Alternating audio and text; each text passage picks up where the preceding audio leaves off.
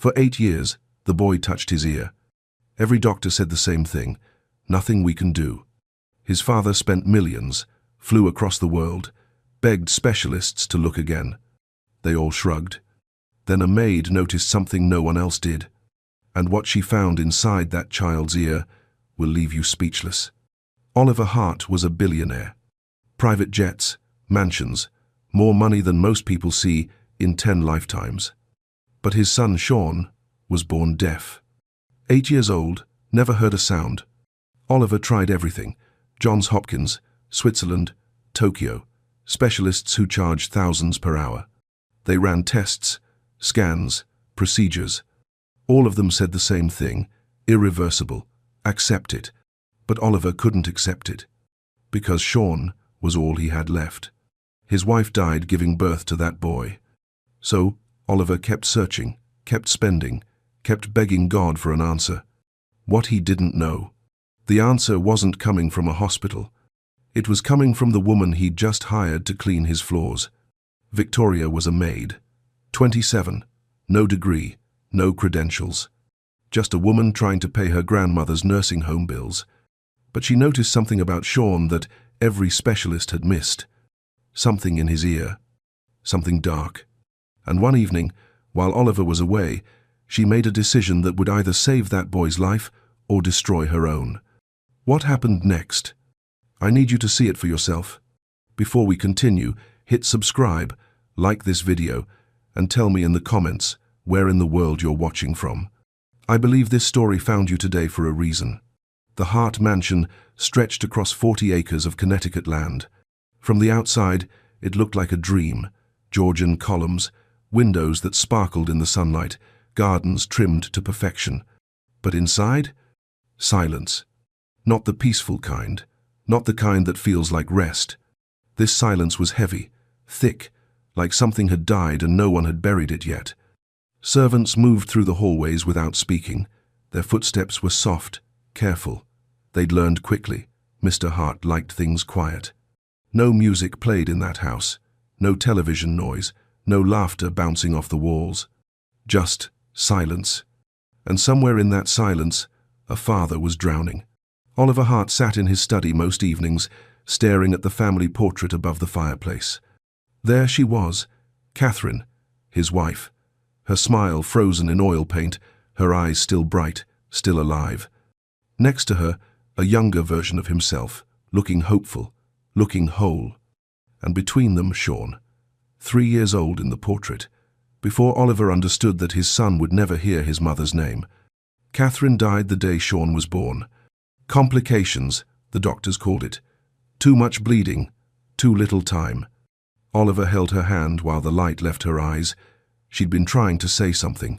Her lips moved, but no sound came out. Just like their son, Oliver never forgave himself. If he'd chosen a different hospital, if he'd demanded better care, if he'd been paying closer attention, maybe she'd still be here. Maybe Sean would be different. The guilt sat on his chest like a stone he couldn't lift. So he did the only thing he knew how to do. He spent money. Millions of dollars, the best specialists on Earth, flights across oceans, hotels that cost more per night than most people earned in a month. Every doctor said the same thing: your son's deafness is congenital. There's nothing we can do. You need to accept this. Accept it? How could he accept that his boy would live in silence forever? How could he accept that Sean would never hear his father say, "I'm sorry your mother isn't here"? So Oliver kept searching, kept writing checks, kept hoping that somewhere out there, someone had the answer. He didn't realize the answer wasn't coming from a specialist. It was coming from someone he'd never think to look at twice. Someone who was about to walk through his front door with nothing but faith in her heart and bills she couldn't pay. Her name was Victoria, and she was about to change everything.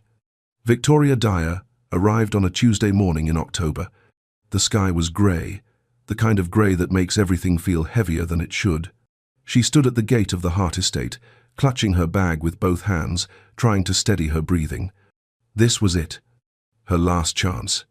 Back in Newark, her grandmother was lying in a nursing home bed. The bills were piling up on Victoria's kitchen table like a tower she couldn't stop from growing. 3 months behind. That's what the letter said. If she didn't pay, they'd transfer her grandmother to a state facility, the kind of place where people were forgotten, where no one held your hand, where you became a number instead of a name. Victoria couldn't let that happen. Her grandmother had raised her, took her in after her parents died in a car accident when Victoria was 11, fed her when there was nothing in the fridge, prayed over her when life felt impossible. That woman deserved better than a cold room and strangers who didn't care. So Victoria took this job. Maid at a billionaire's mansion. She didn't care about the fancy address, didn't care about the wealthy family. She just needed the paycheck. The head housekeeper, Mrs. Patterson, met her at the door. Stern face, sharp eyes, the kind of woman who noticed everything and forgave nothing.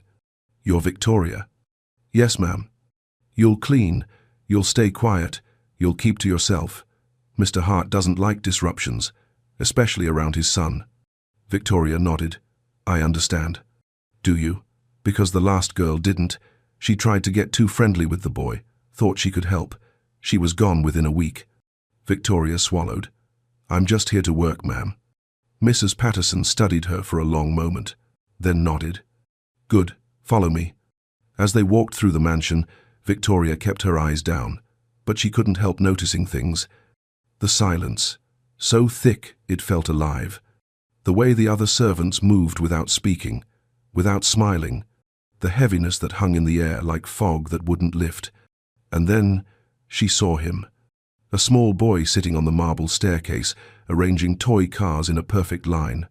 He didn't look up, didn't acknowledge anyone. His shoulders were hunched, his movements careful, precise. But what caught Victoria's attention was something else. The way he kept touching his right ear. Just briefly, almost like a habit. And the tiny wince that crossed his face each time he did. Victoria's chest tightened. She'd seen that look before. She didn't say anything, just kept walking. But her heart whispered something she couldn't ignore. Pay attention. Days passed. Victoria cleaned floors, wiped windows, folded linens. She kept her head down like Mrs. Patterson told her. But she couldn't stop watching Sean. Every morning, same routine. The boy would sit alone in the sunroom, surrounded by model airplanes and puzzle pieces. His world was small, contained, safe. No one bothered him there. The other servants avoided him, not out of cruelty, out of fear, like his silence was something they might catch. Some whispered that the boy was cursed, that losing his mother at birth had taken his hearing with her. Superstition, that's what it was. But Victoria saw something different. She saw a child who was desperately lonely, a boy who sat by windows and pressed his small hand against the glass, watching the world move without him. She saw the way he'd look at his father sometimes, when Oliver walked past without stopping, and how his little shoulders would sink just a bit lower. She saw how he touched his ear, over and over, wincing each time. And no one noticed. Or maybe they'd stopped noticing long ago. One afternoon, Victoria was dusting the hallway near the sunroom when she saw Sean struggling with a model airplane wing. His small fingers couldn't get the piece to fit. Frustration creased his face. She shouldn't interfere. Mrs. Patterson's warning echoed in her mind. But before she could stop herself, Victoria knelt down and gently took the wing. She fitted it into place with a soft click. Sean looked up at her. For a moment, they just stared at each other. Then something happened. The tiniest smile, just a flicker at the corner of his mouth. Victoria's heart cracked wide open. She smiled back, gave him a small wave. He waved in return. That night, Victoria lay in her bed thinking about that wave. Such a small thing, but it meant everything. The next morning, she left something on the stairs where Sean always sat. A folded paper bird, simple, made from scrap paper she'd found in the kitchen. She didn't wait to see if he'd take it. But the following day, the bird was gone. In its place, a note. 2 words in shaky handwriting. "Thank you." Victoria pressed that note to her chest and closed her eyes. She whispered into the quiet, "Lord, let me help this child. Show me how." She didn't know it yet, but God was already answering. And the answer would cost her everything she had. Over the next few weeks, something shifted. Victoria and Sean developed their own language. Small things, secret things. She'd leave him candy wrapped in gold foil. He'd leave her drawings of airplanes. She learned his signs, not the formal ones his tutors taught, but the personal ones he'd made up himself. The way he tapped his chest twice meant he was happy. The way he pointed to the sky meant he was thinking about stars. The way he pressed both palms together meant he felt safe. And slowly, he started using that last sign around her. Safe. Victoria treasured that more than anything. But not everyone was pleased. One evening, Mrs. Patterson cornered her in the kitchen. "I've seen you with the boy." Victoria's stomach dropped. "Ma'am, I don't." Mrs. Patterson's voice was sharp as glass. "I warned you. Mr. Hart has rules. Staff doesn't get close to Sean. I'm not trying to cause trouble. He's just lonely." "That's not your concern."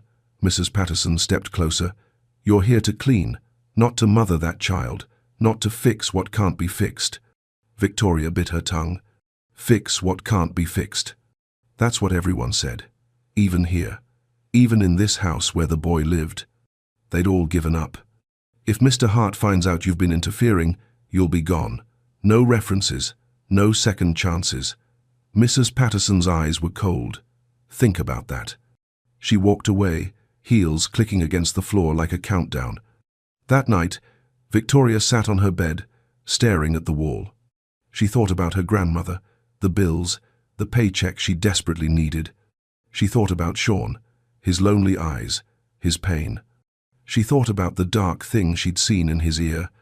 Mrs. Patterson's words echoed in her mind. Fix what can't be fixed. But what if it could be fixed? What if everyone was wrong? Victoria picked up her Bible and held it close.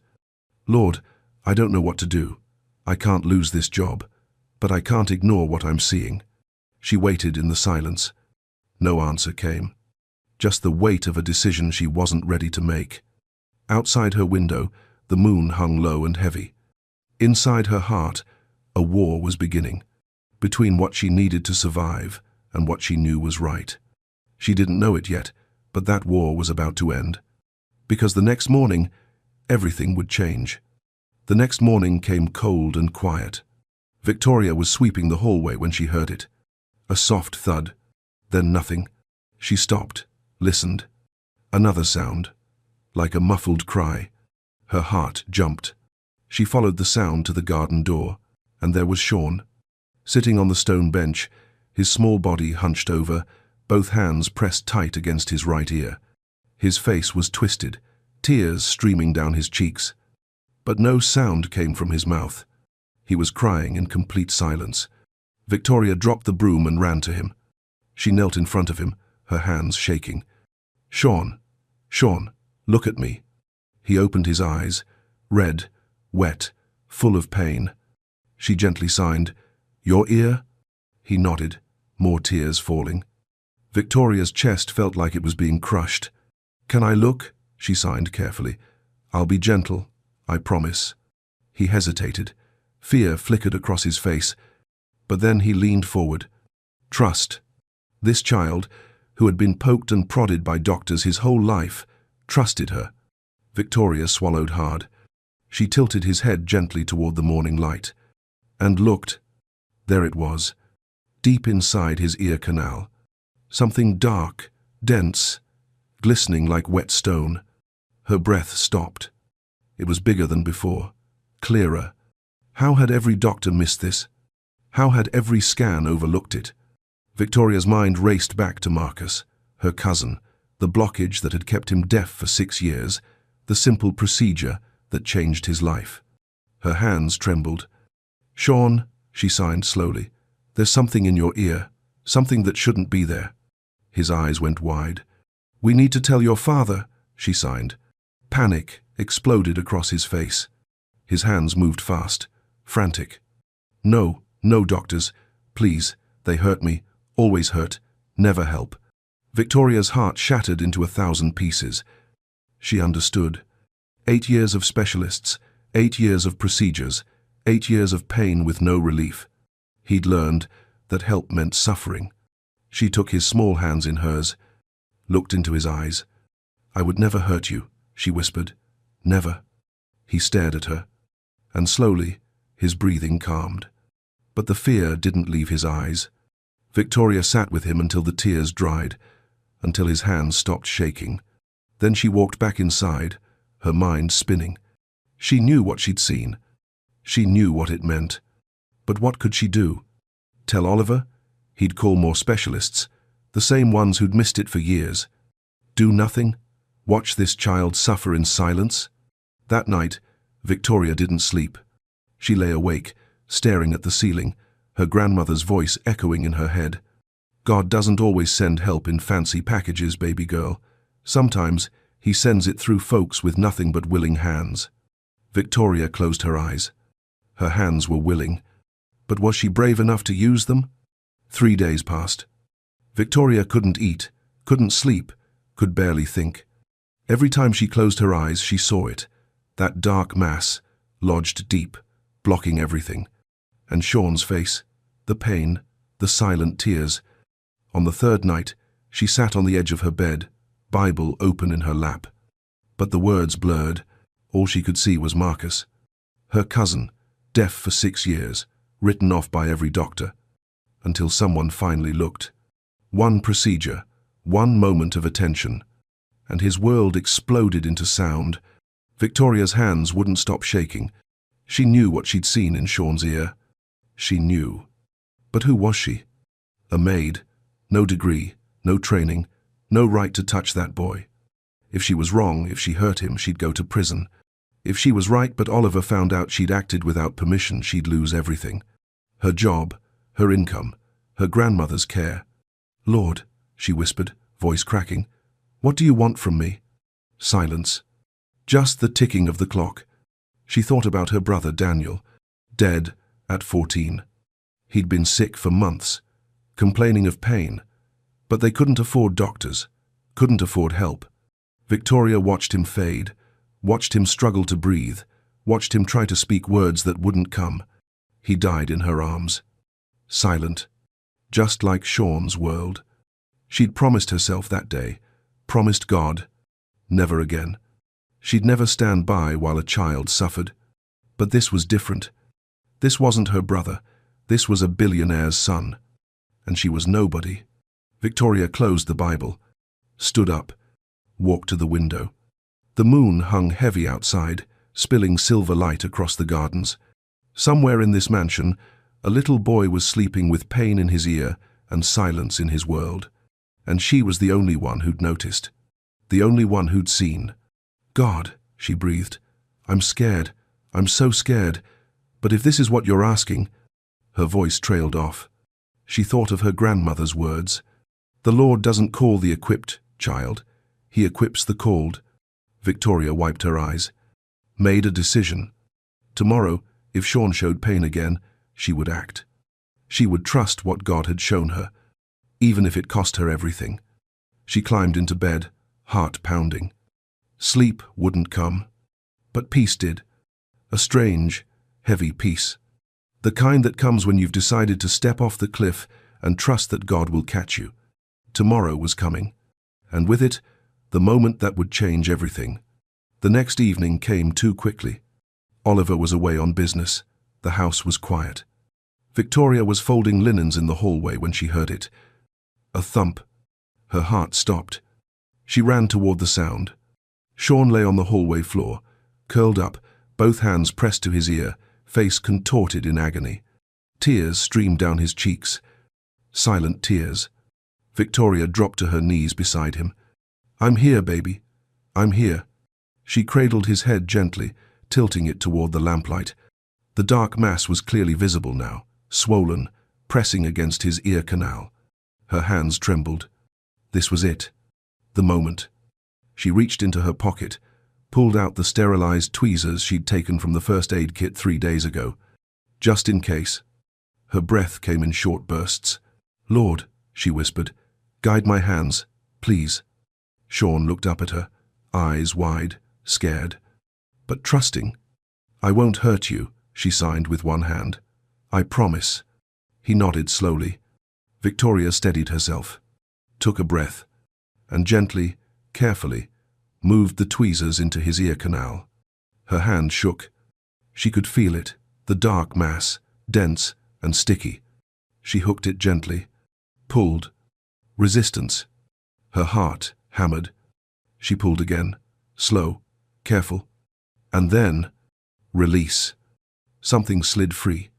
It landed in her palm, dark, wet, biological, years of build-up that had stolen his hearing.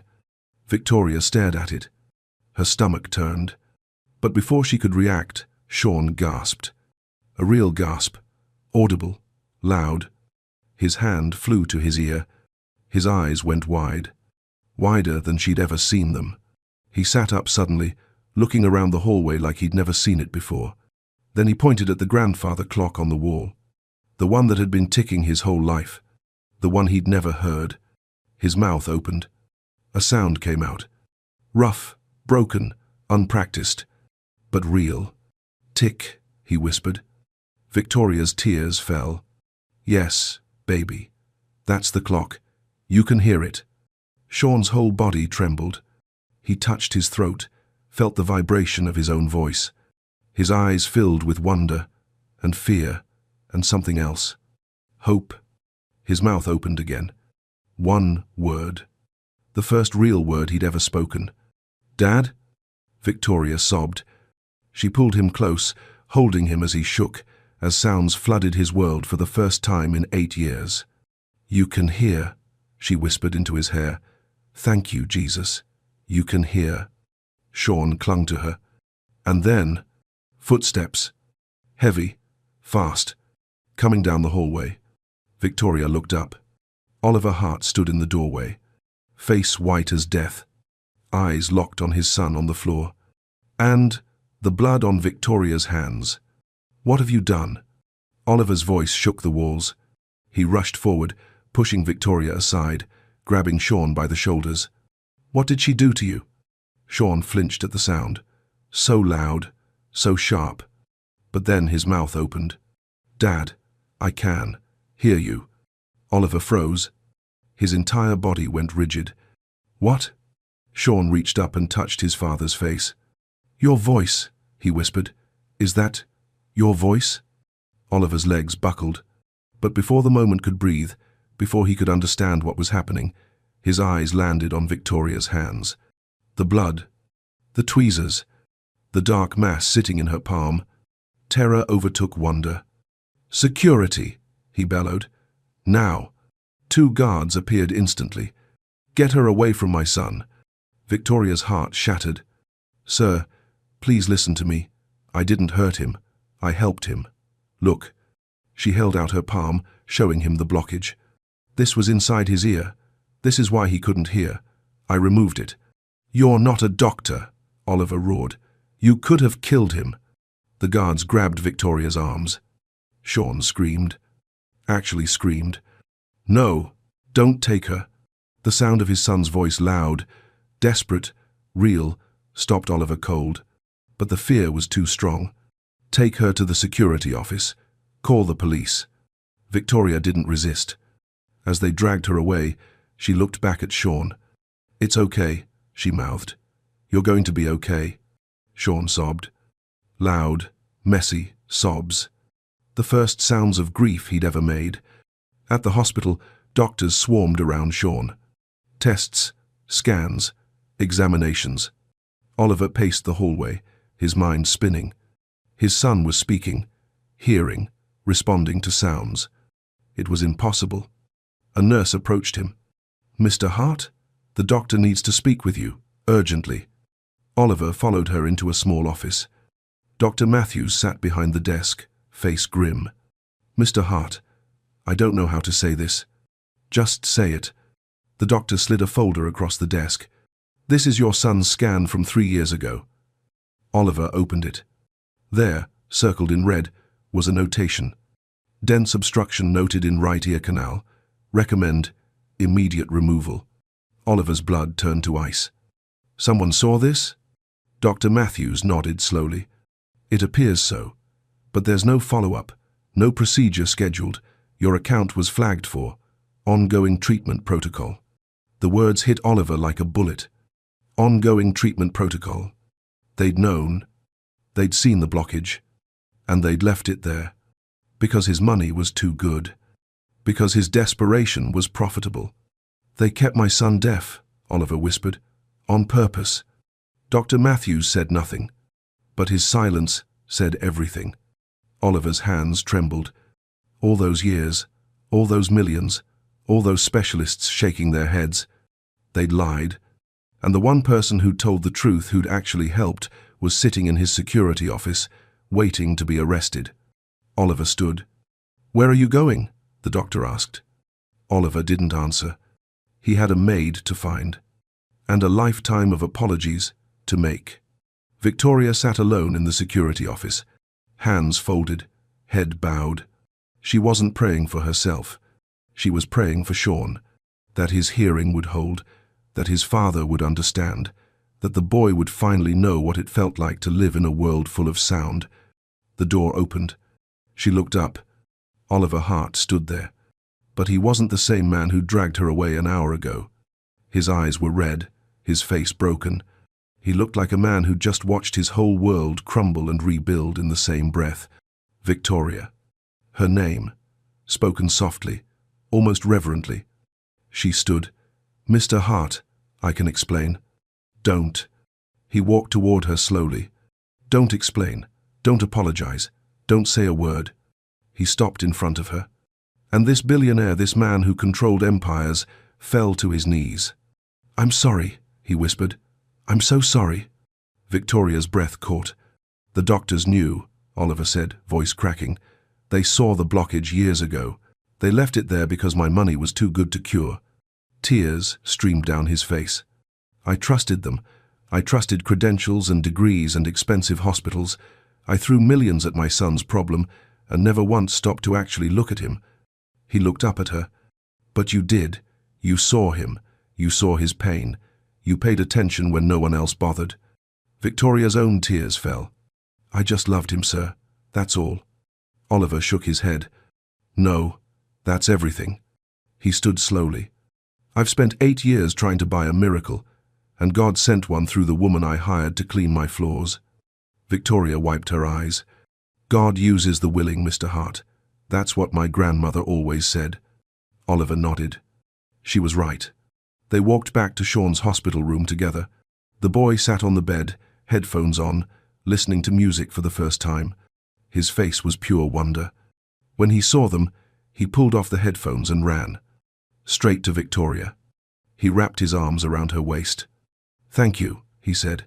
His voice was rough, unpracticed, beautiful. Victoria knelt down and held him tight. "You were always worth hearing, baby. Always." Sean pulled back and looked at his father.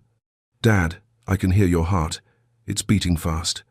Oliver dropped to his knees and pulled his son close. For the first time in 8 years, Sean heard his father cry. And Victoria, standing quietly beside them, finally let herself breathe. God had answered her prayer. Not with money, not with medicine, but with willing hands and a faithful heart. Sometimes that's all a miracle needs.